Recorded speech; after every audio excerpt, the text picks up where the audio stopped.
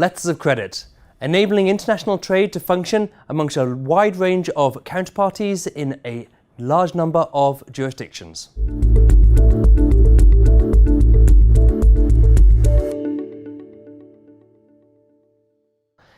In this episode of Commodity Brief, we're going to be focusing on letters of credit. This is a very common form of payment used in the world of international trade. Basically, within international trade, if one party is going to buy a commodity from another one, they could obviously just make payment in cash. The problem is that we are dealing with quite large quantities. We're dealing with very large values. And so we might easily be dealing with a cargo of rice of 30,000 tons, which is worth $12 million, or a cargo of oil, which is worth $50 million. And so obviously, counterparts who don't know each other that well, who don't have such a proven track record, are going to be slightly nervous at the two possibilities for paying by bank transfer. One choice is for one party to make payment and then the other party to make delivery. Obviously, a little bit risky for the party making payment first, and the other possibility is to make delivery first, and then once delivery has been made, then the payment to be made. And obviously for the party making delivery, this is also not very attractive. Now, one thing we have to be clear of, in international trade, we are trading goods, but what we're really doing is we're contracting for the supply of a specific cargo with specific specifications. So what we're really doing is we are trading commodities. We're trading commodities, but we're trading those documents, the documents which actually describe those commodities. And the most important of those documents is the bill of lading. This is the receipt for the cargo. This is the document of title. And so this is the document, because of its nature as a negotiable document, we can transfer the ownership from one party to another. So in terms of letters of credit, basically what we're saying is banks offering guarantees. The banks are offering two guarantees simultaneously. Now we have to also realise that when we're talking about contracts, we're talking about letters of credit, a company has a contractual obligation to perform their obligations under the contract, but the letter of credit is a separate obligation and it will be handled separately in terms of the legal system. Now, the way this works is that you have the bank is guaranteeing to the seller. They are guaranteeing to the seller that if the seller exports the goods and presents documents to prove that they have exported them, then they will get paid for the value of the goods. They are also providing a guarantee to the buyer. The guarantee to the buyer is that the payment will only be made if the documents corresponding to the goods which are clearly identified in the contract are provided under the letter of credit. So if we're going to have a look at the actual mechanism of letters of credit, essentially we can go through a number of different steps. First of all, we start at the beginning. We have the seller. So this is the company that has the goods to start with. Then we also have the buyer. And so they want to buy the goods. They have a demand for it. So these two parties, they will have a contract. They will agree to the contractual terms regarding the shipment, regarding the specifications, the quality, all the different terms, including the payment. If they choose to make payment by letter of credit, then we move on to the next step.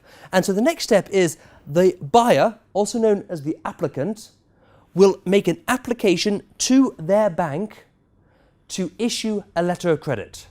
So they are asking their bank to issue this guarantee to the seller or to the seller's bank that they will pay if this cargo is delivered. Now, so the buyer is often called the applicant because they are making the application, and this bank, their bank, will be called the issuing bank because they are the ones who are issuing the letter of credit. So the next step is a letter of credit is issued. This is sent over the SWIFT network between banks and it's sent to the seller's bank. And so the seller's bank will receive this over the SWIFT network and then they will advise the reception of this letter of credit to the seller. The seller is also called the beneficiary because they are the ones who will benefit from the funds when payment is made. Now, it can get slightly more complicated because the advising bank, the seller's bank, can also act as a confirming bank. Now, the point here is, as I said, this bank is issuing a guarantee. It's issuing a guarantee that payment will be made if documents are provided. What happens if we don't trust this bank? What happens if this bank doesn't have sufficient size in order for us to be able to trust them to make the payment? Then we might be able to ask our bank to confirm the letter of credit, to essentially guarantee the performance of this letter of credit. It will cost us, but then we are no longer subject to any possible default of this bank. We are only interested in our bank. So once the letter of credit has been opened, it has been issued, it has been advised to the seller or the beneficiary, then we move on to the next step. And so the next step is on the physical side, the actual operational side of the business. And here we have the shipment. So the cargo will be loaded on board of the vessel, for example, and a number of documents will be provided. So at that point, the seller wants to get paid. They want to get paid for their goods as soon as possible. And so they will start preparing a number of documents. They will have the bill of lading from the ship owner, which is the receipt to prove the cargo has been loaded on board of the vessel. They will also have the inspection certificates to prove that the quality of the cargo is the specifications that have been contractually agreed. We might have a certificate of origin to prove that the cargo is from this particular country. We might also have a fumigation certificate, a phytosanitary certificate, many other certificates depending on the particular trade and the requirements of the industry. We will also have a commercial invoice because the seller has to give details of where payment is meant to be made. Once the seller has put all of these documents together, this pile of documents, they will then make this as a presentation of the documents to their bank. Now their bank will then take all of those documents together and they will make a presentation of the documents to the issuing bank. They will send by DHL a pile of these documents and the issuing bank will then sit down. They will look at the terms of the letter of credit, which simply says that you have to provide these documents. It will list the documents, a bill of lading, a commercial invoice, certificate of origin, a phytosanitary certificate, an inspection certificate, an insurance certificate, depending on what has been agreed. And then this bank will either say, yes, these documents are exactly as required in the letter of credit. They have to be exactly. We're not talking more or less. We're not talking might work. We're talking exactly to the letter. And so this bank will say, yes, they are in conformity with the letter of credit terms, in which case we move to the next step, or they will say, no, there is a discrepancy in the documents. And so there might be something that is written wrong. The port might be wrong. The description of the goods might be wrong. And then the seller has an opportunity to replace the documents within a certain time limit. So assuming that the documents are acceptable, then we will move on to the next step. And so the next step is the issuing bank. They're the ones who issued this guarantee. They've received the documents are in order, they will now make payment. This is not a question of asking the buyer, can we make payment? Do you agree? No, they have guaranteed that if they receive these documents, they will make payment, and so the payment is made over to the advising bank, and then depending on whether the advising bank is financing the goods or whether they are purely acting as an intermediary, then the payment will go on to the seller. If they're financing the goods, then they will hold on to the payment as repayment of their financing. And then to close up the whole of the deal, the documents are still sitting here with the issuing bank, and so the issuing bank will turn around to their client, the buyer, and if the issuing bank is financing the goods, if they paid for the goods out of money that they are lending to the buyer, then they will ask the buyer to make payment for the goods, and then the issuing bank will send the documents to the buyer. Or if we're in a situation where the buyer was an FOB buyer, they bought the cargo because they've sold the cargo on a CIF basis, then the whole cycle starts again and we go right back to the beginning. And so this is the mechanism for how it works. There are certain complications within letters of credit. Some letters of credit are slightly different, but in general, this is exactly how they all work. Now, we mentioned at the very beginning that there are a number of different jurisdictions, and the way that this is handled is that there are standard rules which are agreed amongst all banks. And so these rules are the Uniform Customs and Practices for documentary credits. The latest version is the 2007 version, which is the version 600. And these are the rules which will be applied to the letter of credit in terms of how it is negotiated, how it is handled, and whether it is paid or not.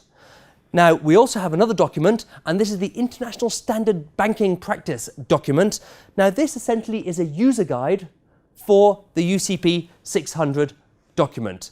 And it's very important that letters of credit are handled the same way all around the world so that we don't end up having differences and we can actually use them to guarantee international trade. And we have a couple of examples. One example is the requirement for a clean bill of lading. A clean bill of lading is a bill of lading that does not have a negative clause about the condition of the cargo itself.